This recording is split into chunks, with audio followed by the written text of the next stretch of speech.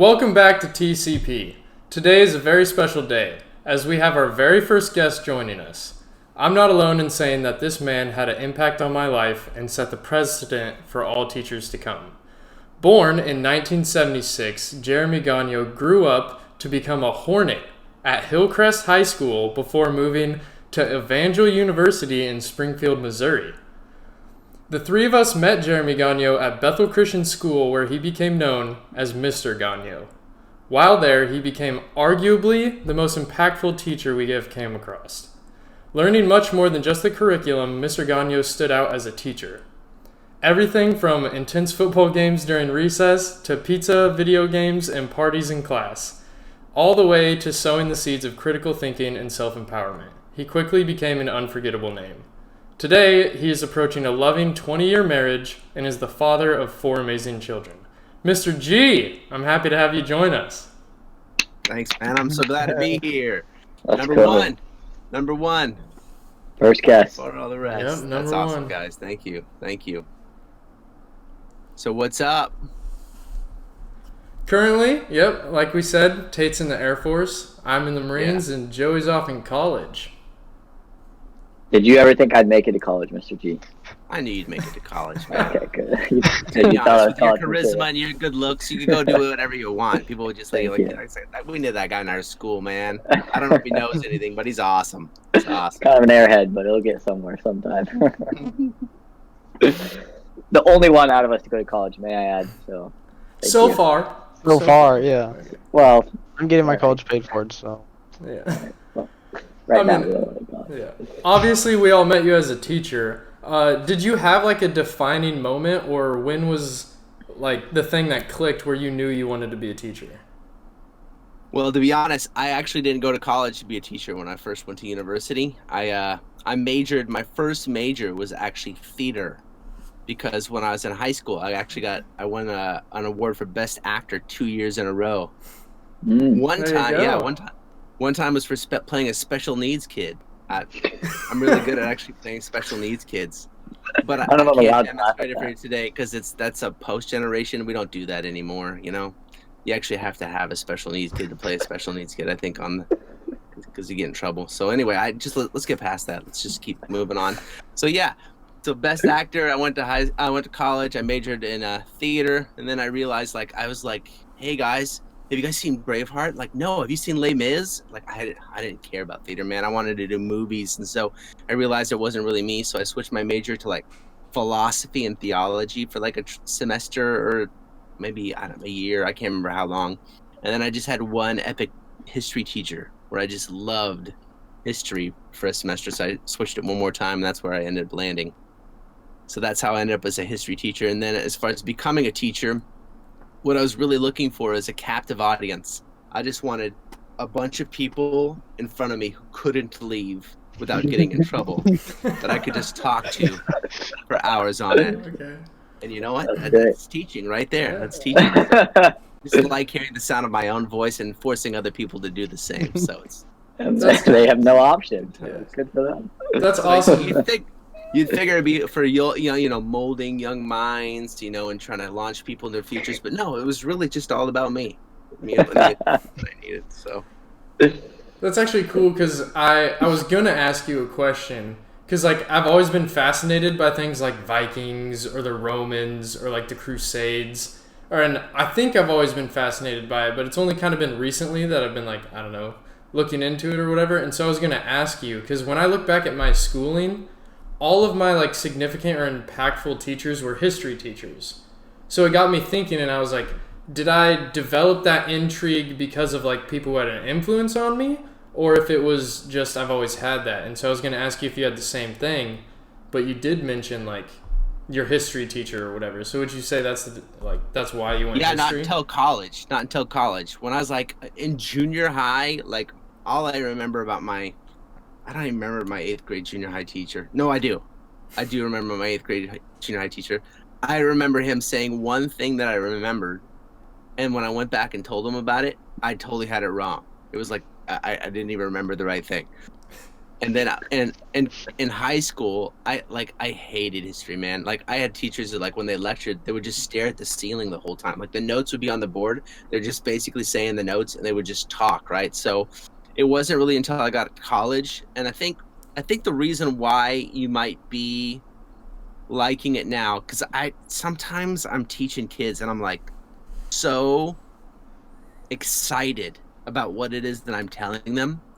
And then a kid raises their hand. I'm like, yes, curiosity. I'm like, I'm calling you, Joey. What do you need? Can I go to the bathroom? Stab me in the heart. Throw away the knife. Go to the bathroom. And so I think the reason why, and what I've started to realize, is that they lack context. They really have like the information you get when you're in 7th and 8th grade. You have nothing to hang it on. So like it's like the first time you're seeing pictures of Romans and Vikings, and you don't have any life experience, and you haven't seen any movies or very many movies or anything. So none of it really makes any sense. So all the significant parts. So to be honest, Tag, I think you're getting to that point in life where you're starting to try to figure out why things are the way that they are. And so history actually becomes a huge point of connection for you. Start understanding the world and how maybe other people live too.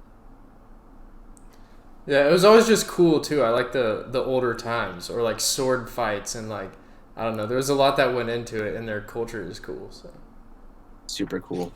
What's- All those. Go ahead. What's like your least favorite time someone's asked to use the bathroom and you just like wanted to kill them? Oh gosh, to be honest, for me teaching, I get into a zone. So like Yeah. I can't give you one particular time, but there's a time where I just start feeling it in my chest more than I feel Yeah. it in my head, and I'm just so into it. And it's so any of those times. Is there a And I was specific like- kid? I don't want to name them, but there's actually they come back every year. Just to give you my first year experience, like I had this one kid in my class. Gosh, can't remember his name now. 17 years since I had him in my class, so it's been a while. Oh, shit, right on the tip of my tongue. Anyway, the crazy part is this: it was so hard. Like as a first-year teacher, I could never get this kid to focus at all, and I actually had him for like 2 years in a row. And so when he finally graduates, I'm like, hasta la vista. And then the next year starts, you're like, woo, I don't have this kid in my class. And then some other kid acts just like him. And you're like, no, you're back. I thought you graduated. And to be honest, it's like, it never ends. It's a particular characteristic. It's just a combination of like, actually not really interested in school, a little insecure about your learning. So what you need to do is take a hold of the class and make it do something else other than learning, or else you'll be morbidly embarrassed. And that happens every year. So the goal is to try to tone it down. But man, yeah, gosh, why can't I remember his name? Can I think you- it's one of my Facebook friends now. Can you say who that was for our grades? Out of or all yeah, of I them? was gonna say specifically, Can you have you three. name drop? Yeah, you have 3 prior students in front of you. No. From your point of view, which one of us was the worst and the best to teach? From my point of view, Yeah, like who was the best student of I us never had three? you as a teacher. Just I'm gonna say that. What? Fun fact. I know, Yeah. and you keep mentioning that, and I'm like, I don't know. Oh, I was certain Joey went. No way. No, he No. left I left. like the year before I he left would have been. in What sixth a grade. bummer. Yeah, the year before I would have gone into your class. So you never had him as like homeroom. No, he never had me as a class I ever. never had a class ever. Wow. He's only had me as a quarterback. He I threw says some quarterback. great bombs, dude. Oh, He yeah. was. I scored you some touchdowns, man. I Yeah. got some points. Yeah. And whenever we had the choir, like with the big play, you were always Oh, in there. yeah. It was fun. Yeah. So that was about it. Yelling probably. It was out. Well, those were probably the bullhorn years. Man, when Oh, I used to call it my sound cannon. Hey, shut your mouth over there. I always remember you My saying, face. "Don't lock your knees," because that's how you pass out. Oh yeah, that's true. Okay. That's when I first learned that. Was This is not a Mr. D's like, story. "Don't lock your knees." This is not a story I should probably share, but just because it's super embarrassing. But so we used to always try and get out of it when we could, because like we're all standing up there and it's boring and like A choir. yeah, none of us wanted to read the books or whatever, and it takes all day. Like we would do that for weeks, all day until the performance was ready. So slowly, there was the bathrooms that were over to the sanctuary, we started doing this thing, all of the boys in my grade, called group poop. And we would all go there, take up each of the stalls, and be there for an hour or two, and all we would do was talk. Like, you didn't even have to go to the bathroom. But it was like a code, and Mr. Gagnon one time was in the bathroom. When you guys were there for your group. So we all came in, and we just started, like, ditching choir, I guess, and sitting there. And mid-conversation, I think we were talking about a dream bathroom or something. Like, what would you want to have in your future house? And Mr. Gagnon just starts rattling off ideas or whatever, and we're all like, what in the world? But it was so fluid, because it was just like Mr. Gagnon was that teacher, So, and then we were all like, Mr. Gagnon joined us with group poop. And, like, it sounds weird to say that, but I just remember during a choir time one time, we were all... Tag, were you there? Go ahead. I was just gonna say either that or you just joined Mr. Gagnon's solo poop. He likes to do it alone. But... Tag, one time I got out of choir by me and Lige and then Clayton and some other person made up a part in the play during one of the songs where we'd crash into each other in little cars and get arrested just so that we didn't have to sing in the choir. And Mr. Cushman let us do it. So during that, were you there? We went out to the preschool to grab the little, those classic cars? I was always an actor, so I didn't have to do those because I was always in the acting parts. So I wasn't the choir didn't apply to me. Yeah, we went out to the preschool playground and found like 5 frogs when we were getting the car. And we took them and we went to the teacher's lounge. I don't know if we should say this, but we went to the teacher's lounge and put them in the teacher's lounge in different people's areas during a choir rehearsal that we were supposed to be at. I'm writing all this down right now. Well, no, what's crazy is how much Bethel has changed, or BCS specifically. Like, a lot of the cool stories are like the lockdown, where all the students would get locked down. We'd bring like bounce houses and play dodgeball throughout the entire sanctuary and all the other rooms, and slowly it all started getting like less and less freedom, as personally what I feel like was my class ruined it for each class that came before us. No, dude, it's institutions, man. To be honest, I've been there so long, 17 years. Like, they put up a fence in between the trees in the parking lot, and I started getting angry. Like, any new boundary. And I'm like, are you kidding me right now? So the truth is like, one year, we came back to school, and they started putting paintings in all the hallways. And that year, I actually took all the paintings down, took pictures of where they all were, took them all down, put them all in one room to keep them out of the dodgeball game.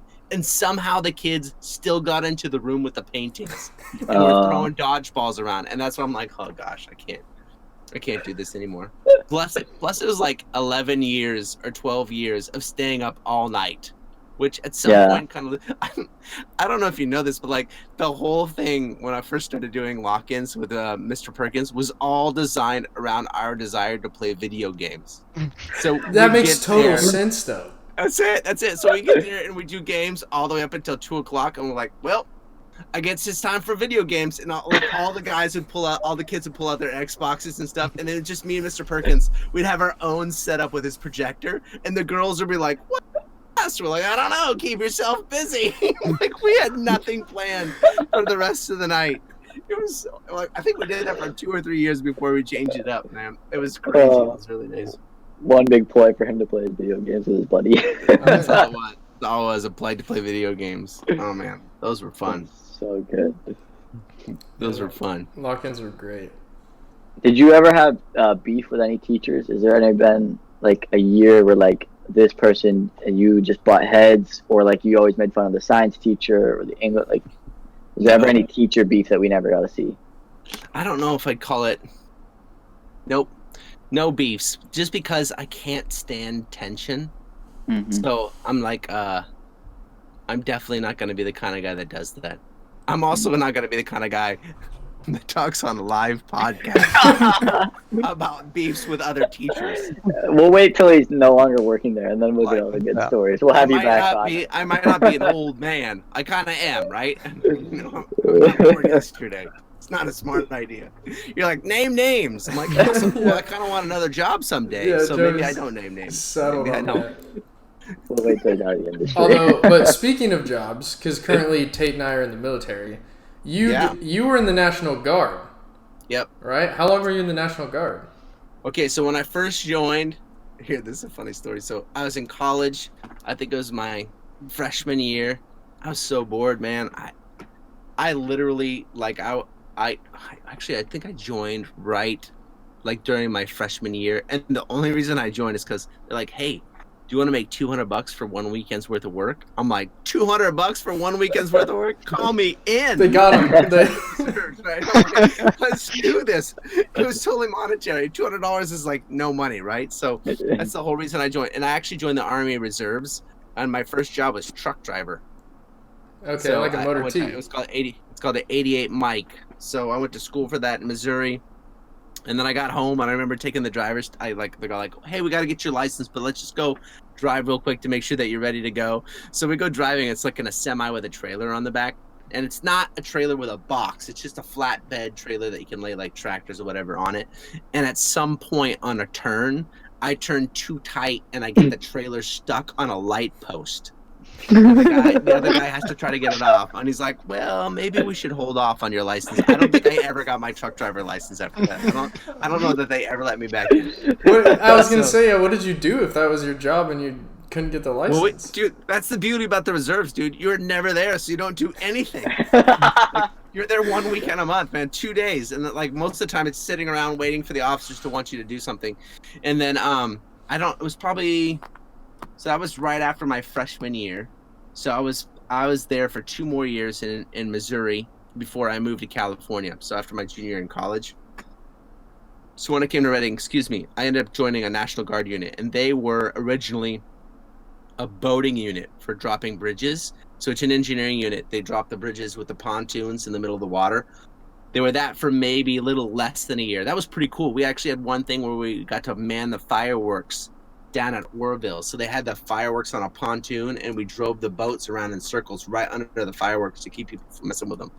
But then they switched to a combat engineer unit, which is more blowing holes in the ground. So 2 weeks out of the summer, we go down to like I think it was Camp San Luis Obispo, and that's all we do is blow up explosives. Except I was never ranking high enough to actually do any of the fun stuff. I mean, the best I got was getting in a transport tank. What were they called? And having a Bangalore torpedo on my lap. Tortilla. Bangalore tortilla. Yeah. They didn't trust us with the real things, so they just gave us the tortillas, and if they broke, they smoked you. So but that was the coolest thing that we did the whole time. We got deployed for like 9 months for Homeland Security duty in Utah. It's the sucky part is I just got married, and like 2 months later, I'm like separated for 10 months. So I kind of sucked. And all we did was guarding. We weren't really, really good guards. All right, so we weren't really.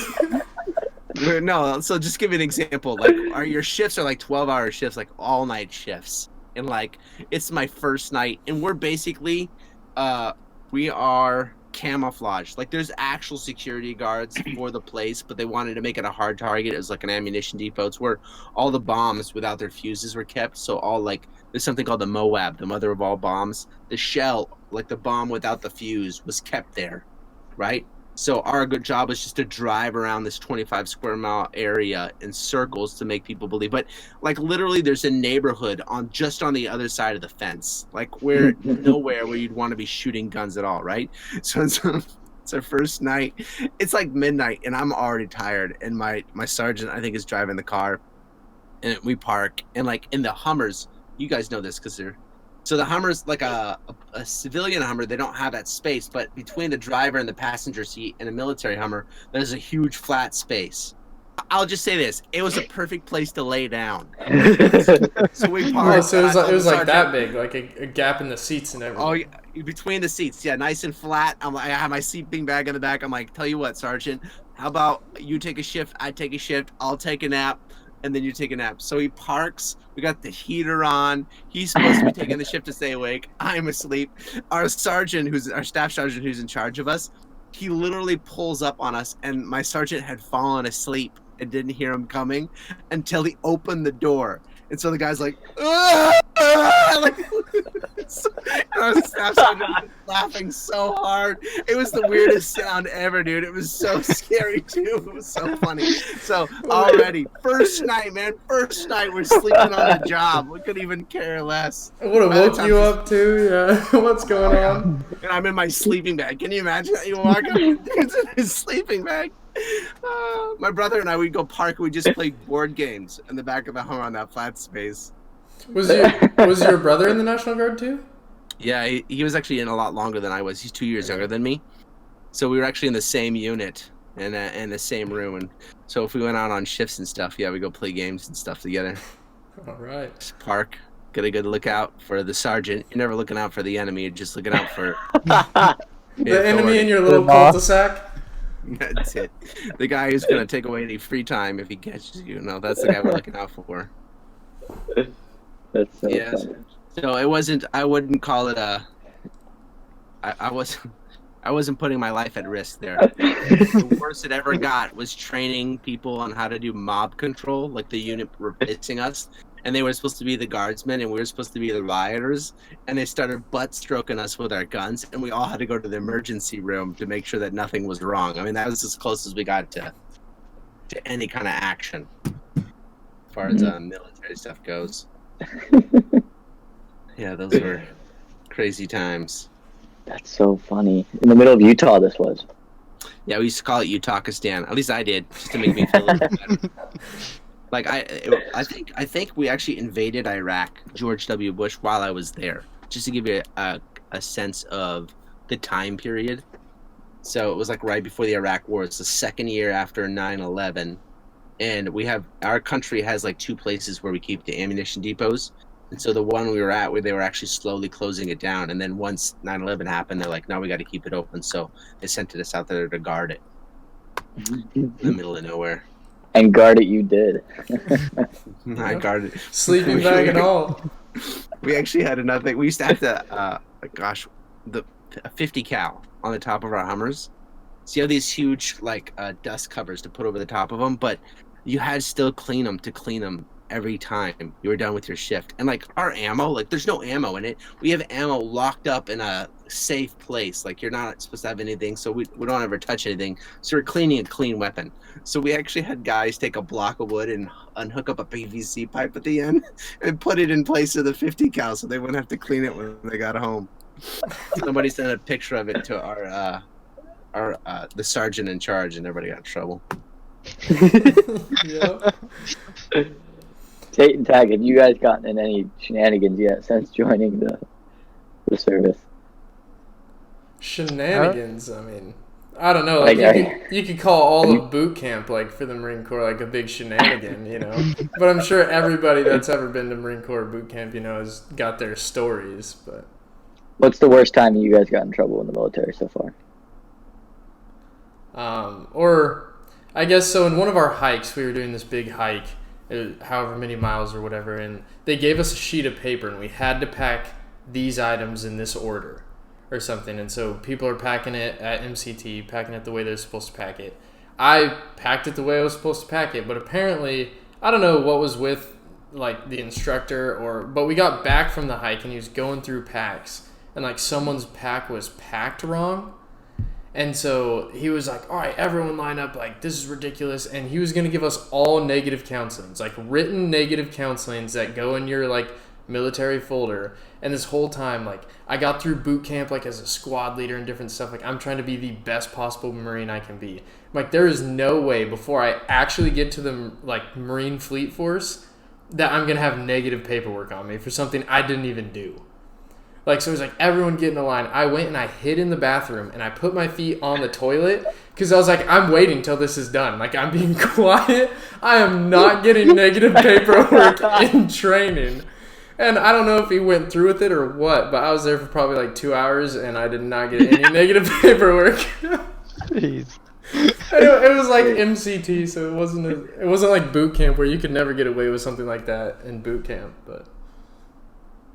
So funny. Yeah, I don't really have a story about me getting in trouble, but there was this one time where, so during basic training, they can, the MTLs, our military training leaders, they can just come into your dormitory, and basically wreak havoc.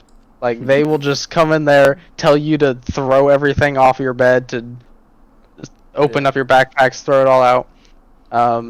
And one of the airmen that was there with us, Rainy at that point, he had an apple in his backpack, and you were not supposed to have any food inside the dormitory.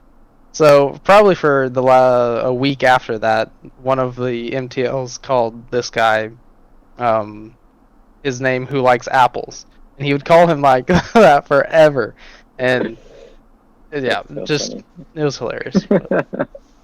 Everyone has stories from Yeah, there's a lot of stuff. basic. I don't You want know. to hear one more? Oh yeah, give us another one. All right. So when I was in basic training, you know, to be honest, it's a little bit of a culture shock for me. Not everybody's coming from the same background, right? So we had, let's see if I can remember the context. There was a conversation about snitching, whether it was okay to tell on other people for doing things. And I'm like, well, they're like, what do you think, Gagnon? You think it's okay to snitch? I'm like, well, give me the context. Well, let's say you're driving down the street and you see some people selling drugs. You gonna call the cops? I'm like, yeah, probably. Like, no, it's none of your business. You do not call the cops. And I'm like, what? That's insane. What the heck?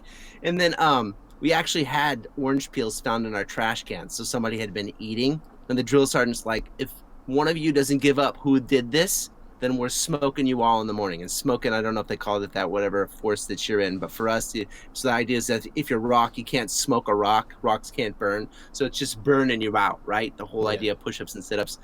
So anyway, within like an hour or two, somebody slipped a note under the drill sergeant's door. And the day that happened, I was so exhausted, right? And I remember I'm just brushing my teeth in front of the mirror, and the dude had been talking about snitching early. He comes in, he's like, did you snitch on us, Gagnon? Did you snitch on us? And I'm like, no, man, no. And he's like, come on, man. You know, it was either here or juvie, and I chose this. If it wasn't that case, I'd be kicking your ass right now. And I'm like, I didn't do it. I was so mad and so tired, man. Like, honestly, I couldn't care. And his friend's like pulling him out of the door. He's like, man, he's all mad at me, right? So that was like probably halfway through basic. We're in the last week. We do this 25-mile hike. It was probably more like 12. It wasn't that long. Out somewhere. And while we're out on this hike, like there were these porta potties that had like never, like it smelled like they had not been changed in a really, really long time. Oh, yeah. All right. So I'm standing in front of one of these porta potties one day. And while I'm waiting to go to the bathroom, this dude walks up and he knocks on one of the doors. He's like, he turns to us. He's like, is there anybody in there? And we're like, we don't know. So he opens the door, and inside, the guy who yelled at me was in there with a gas mask on. He's like, what the? Who's opening my door? Like, he's all mad. He's got a gas mask on his face because he can't take the smell. And the dude who opened the door is like, oh, I'm sorry. And he shuts the door, right? And he goes to another porta potty, opens up and goes inside. And when he comes out, he's like, where'd the guy go? And somebody points to the other porta potty. He opens it and starts wailing on the guy. Now, this is the guy who got mad at me for the whole snitching thing that I never did, right? So then he wails on the guys. The sergeants show up, and they're like, who saw it? And I'm like, I did! Dude, they were so mad at me. Like, there's a couple of guys who are like, man, you're so lucky I'm your friend, man, or else he'd be coming for you. I'm like, dude, come on, man. Yeah, he did not like you. He did not. So it was good. Totally different cultures, man. Like, don't tell for nothing. I'm like, I'm telling.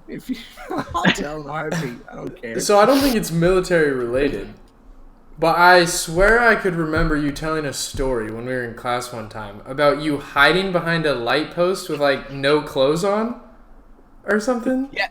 Yeah. So like when you're He's like, yeah. when you're a teacher, I'll get to it. I just want to say, you know, when you're doing this formative work of changing people's lives, you know, the one question you want to get is, hey, Mr. Gagnon, could you tell us that story about you being naked behind a light post again? I mean, that's the story you want to tell. We were like, that's the one that shaped my life forever, Mr. Gagnon. Oh no, but it's something I rember, and then I'm like, Okay, no, am I really remembering that correctly? Oh, no, you did. You are. So here's the story. So, freshman year in high school, I was living in San Diego. We only lived there for a year. It was actually a really horrible year. Like, I got like it was like 2 bikes stolen and the wheels off a 3rd bike stolen just in that 1 year. And I had one time that same year, Oh, this is a whole different story. So I'll tell you that second part later. It was just a horrible year. So at the very end of the year, the last day that I'm in San Diego, my cousin, who's like, I think he's a year younger than me, he's having a birthday party at his house. So he's inviting everybody over. And I think we start the night watching Jaws or something, but he's like actually not a great night owl, so he falls asleep super early on. Was he awake at this point? He probably was, but at some point all of parents go to sleep, and so us boys, we're like bored. So in San Diego, we're in a house that's just across the street from a school. So like if you look across the street, the chain link fence and just a huge monstrous like concrete field. There's like nothing there. It's just black, right? But there's a light post right there in the street, right in front of his house. So the first thing we started doing, because we were bored, is we're all in his front yard, and when cars would pass by, we'd all moon them, right? So like we're just mooning the cars as they were coming by. So I'm 15. I'm probably the oldest one there. So it's like 14, 13 or whatever. So we were doing that for a little while, and then we get bored. And so then the competition is, okay, so what you need to do is strip down naked, go hide behind the light post until a car passes by, and then run all the way back. So we did that for a while, and then we had this competition. We're like, okay, this is what we're gonna do. We're gonna have sprint competitions to see who can win naked. So we'd sprint naked, run like a certain point, run all the way back, put our clothes down. So like, well, that it was all part of a thing. And then I think at one point I'm like, I'm sick of this. So I go inside, and the younger kids actually keep going, and they start throwing eggs at cars. Like they're just nice. And then after the eggs, like I'm in bed by this point, they actually start doing prank calls. So the prank calls were this way: one kid dials the number, and the other one does the prank, right? And then they hang up. So one of the kids thinks it's going to be funny to dial the kid who's doing the prank, dial his parents. Oh, nice. So he dials. He's like, they're like, hello. They're like, hey, is your refrigerator running? They're like, Jimmy, Dad, come home right now. And everybody who was awake at that time, everybody just got so much trouble. It just ended a disaster. So that was the naked light post story. Oh, Tag, is that how you remember that story? I didn't remember anything about the story other than the fact that I thought that happened. So I was like, I have to get clarity on this because it's something that's like, I'm pretty sure he's the one that told us this story. Yeah, that's called an indelible image. You can't get it out of your mind, right? You're like, so funny. I don't know how it came up, like in class, or why he told it, but... You remember what they were called? They were called rabbit trails, and then I changed them a few years back. Yeah. Now we call them definitely know education trails. Did you, Tate, were you in my education trail group or you rabbit trail group? I think it was still rabbit trail. So now I even have a song. I'm like, education trail, and then I go off on my little tangent about whatever it is that I'm going to talk about. But it's usually having to something of science and physics, but every once in a while it's about me. Yeah, usually it was pretty natural though, because like you'd be talking about the topic and it would slowly divulge like away from what we were talking about into a full-on rabbit trail. And I don't know if you would have ever recognized. Some of them you would have, but sometimes I think you forgot that you are now talking about something totally different. That's the context piece, right? So when I talk about kids not understanding what I'm talking about, I start seeing in my mind, I'm like, oh, to really understand this, you have to understand this. And then if I'm like, oh my gosh, you know what's else is really interesting about this? And that's how it starts getting on a rabbit trail. Is like, so I'll end up going all over the place, right? So I start talking about Viking history and end up in the Big Bang Theory, and then I have to pray, bring it back to Vikings again, and I'm like, somehow they're connected. I don't remember exactly how, but that's so funny. One of my professors at Liberty, he's famous for going on rabbit trails, so he designated a kid in the class every time he goes on a rabbit trail, he's supposed to say bang and shoot the rabbit, and then he gets back on track. So he'll just be going off on this tangent, and some kid from the back just yells bang. He's like, oh, thanks, and goes back on what he's talking about. But see, we would never do that because we were always like, it's like rabbit trail, like let him keep talking. Yeah.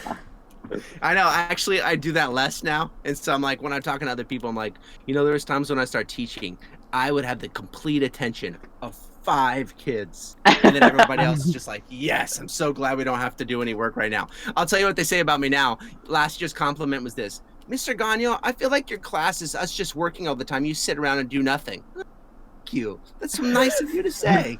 It's like we stayed on topic. You did. You did your work, and I made sure you were doing work. That's what I'm supposed to be doing instead of just talking about myself all the time. Don't get me wrong. I still look for opportunities to say stuff, but like the class is designed to get it away from me, so I'm not like always rabbit trailing every day. That's That boring. makes it sad a little bit. Yeah, I know. Well, yeah. Totally. There was one time, this is probably your whole like trying to keep the attention of 5 students or however many students. But there was one time, because if people weren't really paying attention, you'd just interact with the people that were paying attention. But I think it was Hannah West was in like the front row. And she had fallen asleep, I think, like full on fallen asleep. And you had a textbook.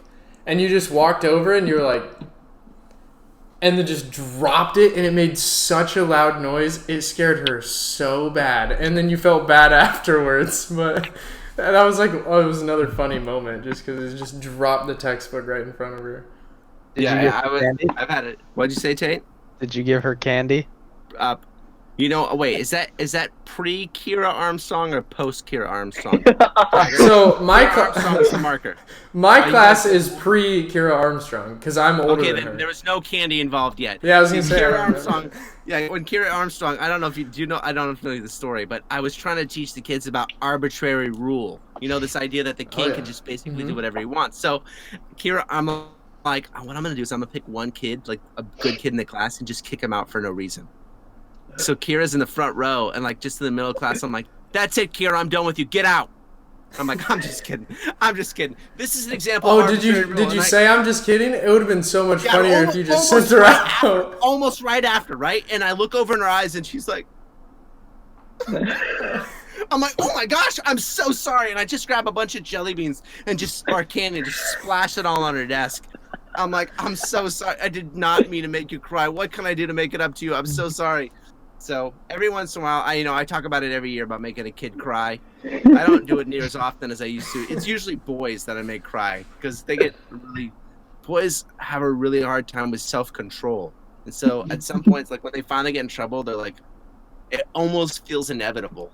They just couldn't control themselves and they're finally the place. And so I made quite a few boys cry on County more often than girls. Interesting. Yeah, so now I do it. I talk about it every year about the candy and About the giving you candy? candy if I make you cry. Interesting. Yeah. Funny. I have a question. Yeah. If you had to guess what each of our careers would have been based off when you knew us back in middle school, what would you have guessed, and what did you think we were going to be when we grew up? Mm. All right. So Taggart, I'm gonna go with a NFL quarterback. Nice, nice tag. Yeah. See, in I junior high, you still can have love dreams playing like that. all the sports. Yeah. all the time. Let me see. Joey. Tag's backup, NFL quarterback. To be honest, I was thinking it has to be. Joey, I'm gonna say politician. Hmm. Get that smile, man. Charismatic. All the kids loved you. It was perfect. And Tate, I could totally see what you're doing now, which is join the military. That's who you are, man. High and tight, squared away. Those are the words that they use. I don't know if do they use that in the Air Force too? They use that word squared away in the military. You're I know both of those. Not often, but High and tight is High- often, yeah. That's the haircut. Mm-hmm. Yeah, squared That's away. Man. true. You had your whole, you have it together, man. You always had. I hope all those were complimentary. No, If I hurt those your are good. feelings, I owe you candy. Yeah. I'll mail it to you. I'll mail We it should to start you. crying, boys. Maybe we'll get candy. I'll cash app you some Smarties. I'll give you 1/1,000,000th of a Bitcoin. There you Nice. go. Are you into crypto?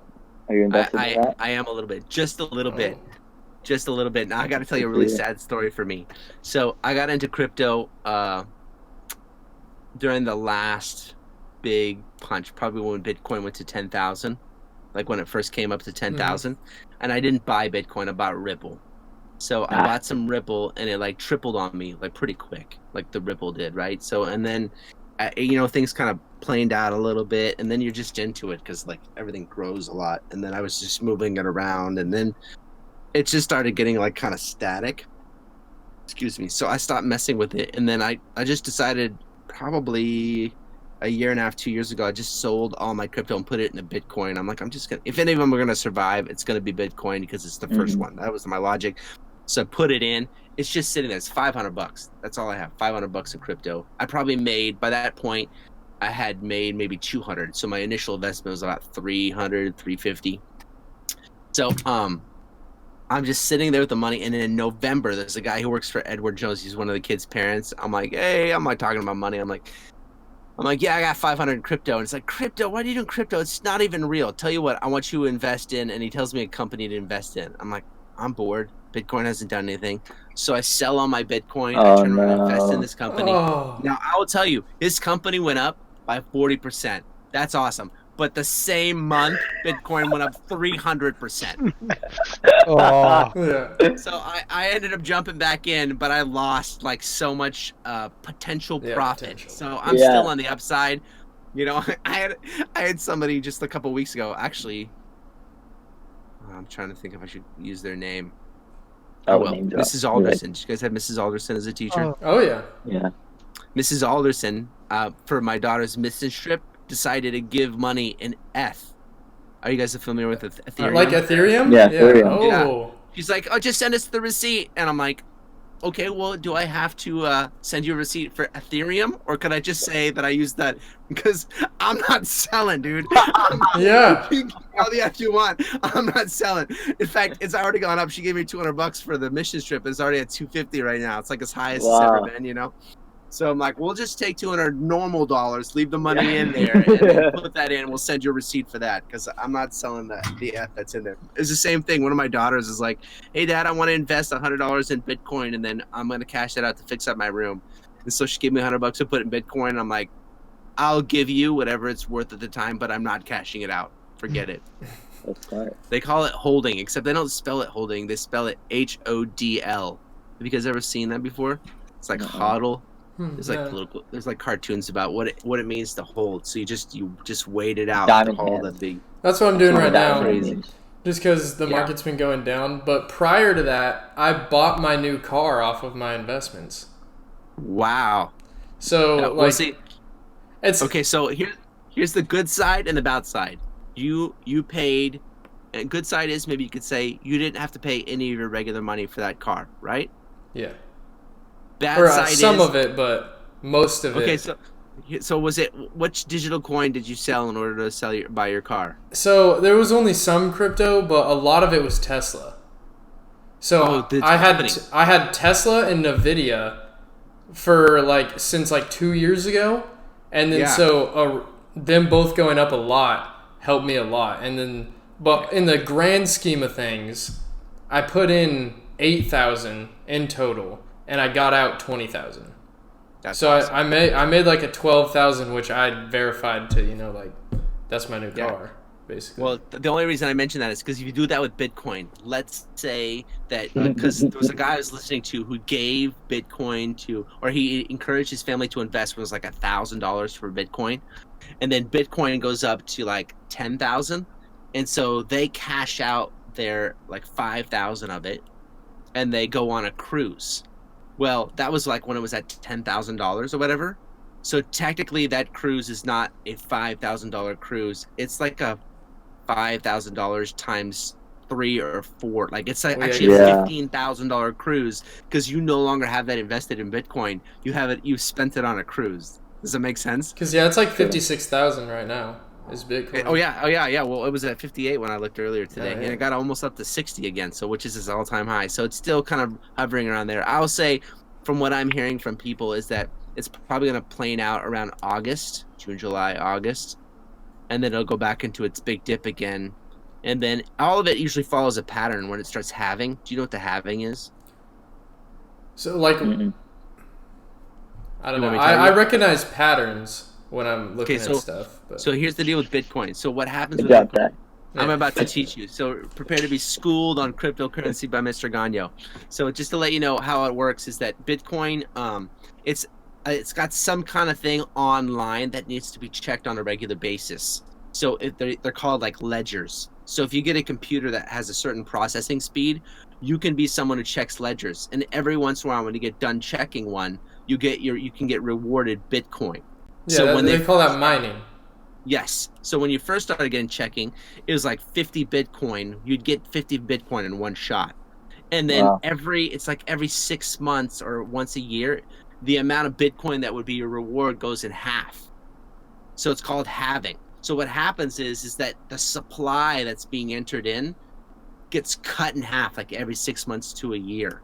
And when that happens within a certain amount of time, the price of Bitcoin goes up again because the supply goes down. Yes. Does that make sense? So we're down Mm-hmm. to I think we're down to 1 Bitcoin or something like that, or maybe 5. I don't remember how much you get when you do the ledgers, and there's a lot more people that are mining that way. But so you wait for the halving, and then within a certain period of time, it goes back up again. So the other thing too is we're getting a bunch of big players like Tesla. What's the guy who did Tesla? Elon. What's his name? Elon. Yeah, he just bought $1.5 billion worth of Bitcoin. Did you hear that? Yeah. Yeah, that was crazy. Well, What's he doing with it? Holding it. He has Sitting so on it. much power though, because he even he said, "Hey, my Tesla stock is overvalued," and then it drops. Or he'll just tweet the word Doge, and then Dogecoin skyrockets. Oh, yeah. Like, it's such a loyal fan base that at this point, investments in Tesla, because there's other electric car companies out there that are doing good things. Like Volkswagen is actually doing some good stuff in the electric car industry, but Tesla is so much more. And I feel like it's because a lot of it is just faith in the person behind it and not the company. It's an idea. It's like Apple. Yeah. Steve Jobs and the whole thing. Yep. He's become an idea. Dogecoin. Yeah, it's crazy. I put Dogecoin. $1 in a Dogecoin. And then I made You know the whole 17 deal bucks. with that is, right? It's like some guys did it as a joke. It just keeps Yeah. growing. The meme But yeah, thing. so that one's different. Like I have my actual investments where I'm investing in companies and doing research on things that I think are going to grow. And then I have play money or whatever. And with Dogecoin, that's what I was doing, is just recognizing patterns. And I was on duty one day, so I'm sitting there for 24 hours and I have nothing to do. And so I started to put $200. But I kept seeing it drop to 4 cents and then it'd go up to getting kind of close to 8 cents or 6 cents or whatever, and then drop. And it was kind of doing this thing. And cryptocurrency happens no matter what. Like the stock market doesn't close on it. It's on weekends and stuff too. Yeah. And so I just sat there all day buying low, selling high. Buying low, Trading. selling high. And I got riskier each time. So I started with 200. Then I did 1,000. Then I did... At one point, I'm telling Tate about this. I'm like, it is free money. I've made so much money just doing this. And then he's like, yeah, but you got to be careful. And Joey's like, yeah, but don't go crazy. So I see it. It drops lower than I've ever seen. It's at 3 cents, 3.6 or 3.8 or whatever. And I've been buying in the mid 4s, selling in the mid 5s or 6s. And then I'm like, oh, we're going. $7,000. I put $7,000 in. Next time I check my phone, in the matter of seconds, when the order finally completes for what it was, I check, it's down to 2.9. And I've already lost 2,500 or whatever. I'm like, what? I was like, Hold. I just texted and I was like, karma. I'm literally telling you guys, it's free money. I got so nervous after that, and then I had to end up holding Did you it. cash out? No, Did you I had cash to out? hold it for a couple of days before it went back up. And then I sold the instant I had profit. Because I was now scared, because I was like, this is too much money to be working with. And then I was like, I'd rather just know that I made money, and then it just kept going. And I was like, oh. Well, you might want to leave this part out of the recording if you're going live with this, because you have to worry about taxes. Capital gains tax when you're trading. It's actually higher than capital gains. It's counted day trader. I had to do all my taxes or whatever already. So Yeah, so they already get on. And the second part is, as a day trader, you're supposed to have 25,000 in reserve before you make a certain amount of trades. Because I was doing it one day too. I'm like, ooh, I'm gonna buy and sell. I'm like, let me see what the tax. Oh gosh, I don't have any money to be able to to pay the taxes. I'm like, yeah. So, or the trades. If you do more than a certain amount of trades within a short period of time, you're considered a day trader, and then you have to have a certain amount in reserve in order to qualify. Well, I Unless think I'm reading the it rules wrong. probably depends on what you're using. That pertains to stocks. If you are trading cryptocurrency, I don't think that matters. But I don't know. Yeah, until the I don't know. IRS thinks it does, and they come for a But- tag, and it's devastating. You know, Hey, that's I'm sitting pretty right now. I made some good money off that. So Yeah, that's true. I'm just not sure ignorance is a defense, right? I didn't know, officer. I didn't know it was against the law. Take it easy on me. Yeah, totally. What advice would you give young adults who are like wanting to chase their dreams? How would you empower them to continue to do that? So, I think, man, there's this website called PragerU. Have you guys ever heard of PragerU? I think so, yeah. And there's a video by the guy who does Dirty Jobs. Okay. I don't know necessarily who he is, but yeah, I know of Dirty Jobs. I can't remember what his name is, but he gave one of the best pieces of advice, and he's like, he's like, everybody gives you advice to go chase your dreams without even knowing what your dream is. And like when he's saying, he's like, what if your dream is like to be a mermaid? Like, is that the dream you really want them to chase in the first place? Like, Joey says his dream is to become an NBA star. So I'm going to say, go for it, Joey. Go for your dreams. And he's like, and basically his whole thing is like, you've been fed a bunch of, baloney. He's like, what you really need to be chasing is opportunity. He's like, if you want to follow your passion, you need to find out where the opportunity is. You follow the opportunity. And this guy's Dirty Jobs, right? He's like, I was talking to a guy who's in septic tanks. He's like, all I saw was everybody going one way, and I saw an opportunity, and I got into it, and I started making money, and then I got really passionate about other people's crap. Like septic tanks. So, and this guy makes millions of dollars, right? So I think, like, and I remember having a girl in my class, like, one time, like, hey, what do you want to be when you grow up? And she's like, I want to be a Disney princess. And I was like, don't you want to be the first Disney princess with an engineering degree? No, she didn't. She didn't.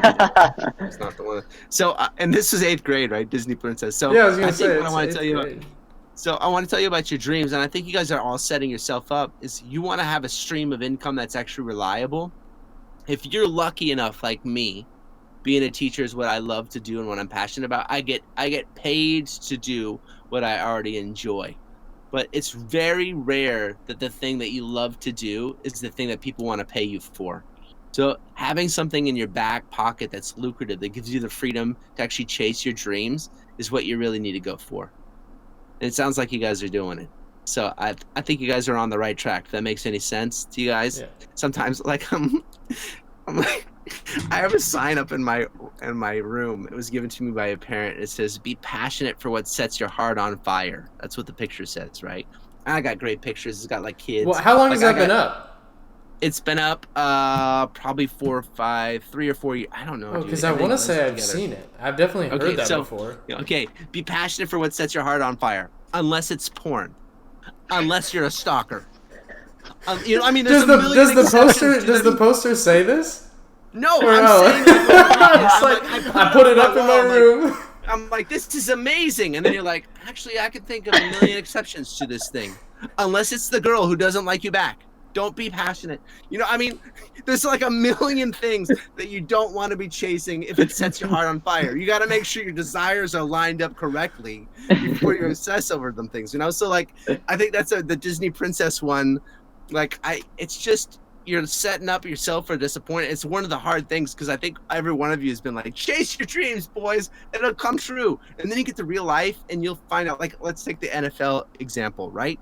Dude, there are people who win the Heisman Trophy, best players in all of college, get to the NFL, benched.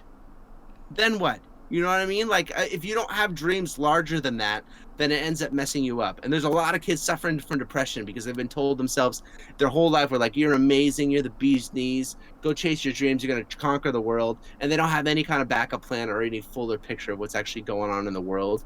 So, to be honest, now you got me preaching. Good question, Tate. So, like, I will tell you, you guys are all made in God's image. You're all meant to represent him. And the first thing that he tells all of humanity to do is go get dominion. Dominion is another word for lording. And the first thing that you're lording it over is yourself. So you got to figure out self-control. And out of the self-control, when you get that figured out, then you actually find the ability to help others. So you actually have to grow up and become a man, and then you can start changing the world. Does that make sense? Yes. This is my 3-year-old who spends all the time saying, I only ate one bite of my broccoli. Give me cookies. You know, you don't get your cookies until you eat all your vegetables. No, my cookies. And we have a bunch of kids who are like, cookies first, no work. So I actually have an interesting thing to throw back at you. Not that I disagree with this, but I thought about it at one time. Is because do you still have all of your students recite "I am a world changer" and like that whole thing? Because I do believe in the self-empowerment and really like self-confidence, but claiming every single person isn't that also what you just talked about? Is an unrealistic standard? My life is more than this moment. My life is more than how I look. My life is more than what I enjoy. Agree with all those. Yeah. No, and all that stuff. And so my limits are set by the limitless one, right? But I need to see bigger. I need to hear bigger. I need to feel bigger. I need to pray bigger. It's actually about getting over yourself. It's not actually chasing yourself. It's actually knowing that you are important. Because you're important, you have significance to the world. The only problem is the things that we usually want to do have nothing to do with the rest of the world. They have everything to do with us. I don't know if that makes any sense. Does that make any sense? I still do it. Our deepest fear, not that we're inadequate. I want to give you confidence. I like all the follow-on stuff. I was just saying because, like, I feel like at one point, everyone that went through that school was taught that they're going to be the person that revolutionizes and changes the world. And especially with, like, I don't want to get too political or whatever, but seeing different people's political posts, it was all about, like, everything that's come before me didn't matter because now I have a voice and I'm going to change this. And it's like, I'm like very happy that you're getting into whatever you want to get into and that you're passionate about something. But I felt like it discredited a lot of people when some people would say something like, unlike everything that's gone before me, I'm now going to change the world. Yeah. Yeah. And it's a really hard balance because the message we want to send to kids is like, you're not worthless. You're actually born with a purpose, right? Then what we don't know is that purpose costs you everything. Like this Jesus, the most important man in the world. Like when he's born, there are angels singing at his his birth. They're like, this guy's the most amazing person ever. Guess what's gonna happen? At the age of 33, he's gonna be tortured to death. Woo! I think we want you to know that your life is significant. We just need to I don't think we actually help kids prepare for the cost. Like, so we're not, and I think that's the hard balance. Like, to be honest, a lot of those things are like, we put them out there. I put them out there to encourage you guys to keep trying for things. But the hard part is trying to figure out how to overcome failure. This failure, like if you're told your whole life that you're going to be amazing and then you get your regular life and all it does is beat you down, it doesn't take long before you stop trying. You go back to your parents' basement and start playing video games for the rest of your life, right? Or worse. So I think there has to be a balance between the two. Does that make any sense? It does make sense. Yeah. Do you still play video games? I've quit for like we're talking about phone or Xbox? Because I still have my phone video game. Okay, but yeah, your Xbox gamer tag used to be, because Gagnon isn't spelt how it sounds. But so your Xbox gamer tag was like Gon, G-O-N-E, and then Yo with like capital Y-O. Yes. Mm-hmm. Yep. So the only time I get on there is to play Minecraft with my kids. Okay. But they're all about building, and I'm a miner, man. I'm going down deep, and I'm getting me some diamonds. That's all I'm doing the whole time. And they're like, Dad, come build a house with me. I'm like, I'm busy. I'm chipping away. I'm like, diamonds again. You guys come get it. I'm going to put it in a chest. I got some more diamonds. I get into some armor. I know 15 more hours of this. I'll have enough for a full body suit. Yeah.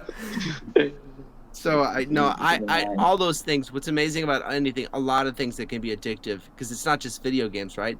There's some things that are definitely unhealthy, like porn. But video games, I think, it can be a good distraction, but they can also be a distraction from life. You just have to figure out how to balance it out.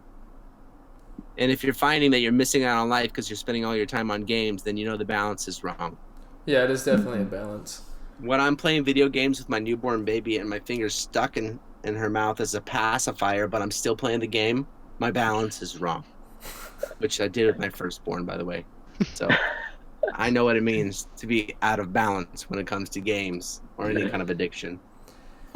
Yeah, I feel like I've felt both, but also it's just another great way, kind of like this. I mean, this is now a good way to talk and just to get these conversations and stories with people recorded. Like, even if nobody watches or this doesn't blow up or whatever, it's just so cool. Like Joey said when we went back and watched our first episode, is like to have these documented, you know? And so for a long time, video games was at that point. Is like I still had the balance, but I could no longer, like Tate was in the Air Force or I'm in the Marines and you're away from your family, or like I don't see my oldest brother anymore or whatever. But that's something that can easily bring together friends that you moved away from, or like people from all across the world almost. Kind of same thing like social media. So. Well, that's how Tate and I stayed friends for over like 8 years. Was just we played video games all the time together. That's how we stayed so close. A little bit And of even COD. tag, yeah, COD, Oh, Rocket yeah. League, Minecraft, everything. Yeah, we no, I haven't actually been heard in I heard a story about the new YouTube channels where people are actually watching other people play video games and they're texting in questions about life. Like the guy's giving people advice about life while watching them play video games. It has like totally, like it's become the new reality, right? It's so funny to hear it from someone like you, because that's the that's the total norm. Like, and because I guess YouTube now does have a platform where you can live stream, but yeah, things like Twitch and things had been out for such Twitch. a long time that you Well, follow. I heard this story a couple years ago, to be honest, but yeah, Twitch is what I was talking about. Okay. Covering his Although base. I've never been on Twitch. I've never been on that. You know, I think the hard part with a lot of this is listening to somebody. He said it's really hard to completely change more than once or twice in your whole life. And so tech is making it really hard. Like it's constant change, right? There's always new tech to get into, whether you think you should or not. So I heard it. That was what I was hearing a story about a Twitch. You probably even know who I'm talking about. Do you know what I'm talking about when I'm talking about a guy gives advice while playing video games? Well, that could be anybody. Like if you had a name, Yeah. I could tell you whether I recognized it or not. Oh, there's millions of guys playing video games and giving advice, huh?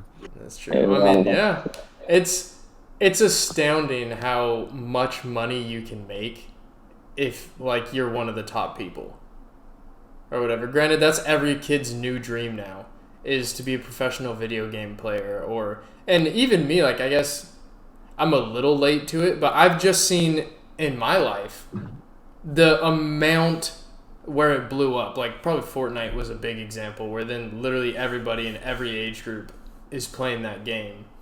But like when I followed Call of Duty or followed pro Call of Duty players and I'd watch their YouTubes, and it's like it was looked down upon almost. Like no one ever thought they were ever going to make any money doing this. Like none of their parents approved of it or whatever, and they had to move out of the house to do it. And like there's stories of people finally winning their first earnings or whatever. You know, they won $10,000 at a big tournament, to the point now where it's like every kid wants to do it. The competition is way more because you have millions of people that are doing it now instead of just like a select group. And prize pools are $5 million or whatever. So It's a sport. Yep. It's just one of many sports. that's actually, that's a whole topic. I could go on that for hours or whatever, because a lot of people they're like, why would you ever watch someone play a video game? Like you could just play it yourself. And it's like, why would you ever watch someone play football if I can just play it myself? Like, because it's the same thing. You're watching a professional that gets paid to do it. Like, I'm not as good as them. Or if it's a football team, you have to have a whole team to play. I can't play football, like, even if I want to. Maybe I can get a little pickup game, but it's not the same. I'm never going to have that high school football experience of two people going against each other or whatever. But you can watch that happen where there's professionals and teams or whatever, and mostly if you're really into it, you'll learn a lot from it too. Yeah. The ones I've seen are always my kids watching, and it's just people with high voices. Ah! Go to the unicorn! Oh my gosh, I fell down in this hole. What am I gonna do? I can only take it for like 2 seconds. You also have like Mute it. you have like 4 girls, correct? And then your oldest is like All 14, girls. 15, Oh no, she's turning 16 in a couple days. 16. Wow. Yeah, they're growing up, man. Growing up fast. My youngest is 2, going 3, and I'm her best friend, and I'm really excited for her to get other friends that are her age, because I don't want to play Barbies anymore. I just don't, guys. Said I played Barbies for 4 sessions of this. I'm like, all right, I'm doing the Barbie. She's like, I'm like, here you go. Play with me, Daddy. What do you want me to hold the cup? Yes, hold the cup. Oh, all right. Oh, hold the cup. Here you go. Hold the cup. Yeah, it's fun. It's fun though. It's true. I think you have a point on some of that stuff. I don't know if I completely get it. If it's just watch, I guess if it's watching them be really good. Like when I watched the video games, it was always to try to, like if I was playing Destiny, it was actually if I wanted to pass a level or figure out how to get past a certain thing. Then I'd watch like the good. you could learn a lot. Yeah. Yeah. Other than that, not much. But the reason I actually quit playing is because it took up so much of my thought life and my time. So Destiny, when I started getting burned out of it, you can always just get a new game when you start getting burned out or whatever when you play. And I just had to choose not to choose back in because I knew that I would be gone. Like I had everything, dude. I bought the headset, I bought the new Xbox, I was ready to go, and then I'm like, you know what? This probably isn't a good idea. Just because you obsess, right? Like there was one point I'm playing Battlefield where I like wait till my wife went to sleep and I sneak downstairs and go play for a couple hours. Like that's not the best use of my time. I should be sleeping right now. Got kids the next day. Probably not the best use of my time. Those were great games, though, man. I could still hear the Vietnam music playing in my head, playing Battlefield with Mr. Perkins in the middle of the night. That's a great. You guys ever play that game? Yep. There's been multiple iterations. So I think the first one I was really a part of was 4. 4? That's probably when I got out. Now, did you have any happen in France? There was one was like in a subway station in France. I don't know. I didn't play it enough to know. Didn't we play 5 for a little bit? Battlefield 5. Yeah. That's pretty recent though. They wouldn't have had 5. They got rid of the storyline, I think, after a while and just did the online part, right? I can't specifically speak to Battlefield, but it's not your game. It's not your game. No. But some people do that because multiplayer is what dominates a lot of it now. Yeah. Now you basically have to choose kind of. Games either choose whether they solely focus on like a really good multiplayer experience, or you have games that aren't really multiplayer, like a Skyrim or something that's very story based. RPG, role playing game. Yeah. Mm-hmm. Cool. Just gonna have to leave it in the past, man. Don't tell me. I'm just gonna keep. I have Asphalt Extreme on my phone. That's like my only game I have left. I just race. So basically, you just do. Just whenever I'm doing my solo poop time. Yeah, bringing it back. Give it full circle. Yep, it did. It's awesome, guys. You have any more questions for me? That's a blue wire. I said, I was like, what is that? That was great. He's making a smoothie in his closet over there. Is that for your hair? Yeah. There it is. Figure out how to shut it off. I haven't used a blow dryer in a really long time. I don't know if you can tell. Yeah, I know. Really? That's crazy. Yeah, I would never guess that. Yeah. Well, that was awesome. It was so good to catch up and just to be able to talk about everything. Thank you for coming on. Yeah, it's been Thank too you. long. You know, anytime I can talk, I'm excited. That's what I do for a living. Just talk. It was really good to see your faces. The undivided attention of 3 of us. Yes, that's it. Undivided attention of 3 of you. Yeah, you do. Well, maybe I can come back for your second season. You just let me know. Or yeah, anytime. Yeah. We're planning on.